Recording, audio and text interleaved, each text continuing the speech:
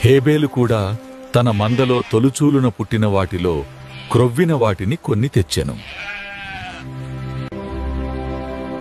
యెహోవా హేబేలును అతని అర్పణను లక్ష్యపెట్టెను.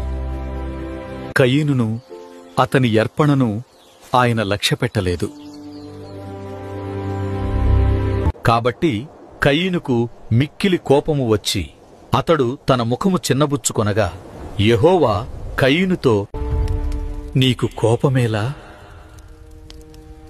ముఖము చిన్నబుచ్చుకొనియున్నావేమి? నీవు సత్క్రియ చేసిన ఎడల తలనెత్తుకొనవా? సత్క్రియ చెయ్యని ఎడల వాకిట పాపము పొంచియుండును. నీ ఎడల దానికి వాంఛ కలుగును, నీవు దానిని ఏలుదువు అని అనెను. కయీను తన తమ్ముడైన హేబెలుతో మాటలాడెను.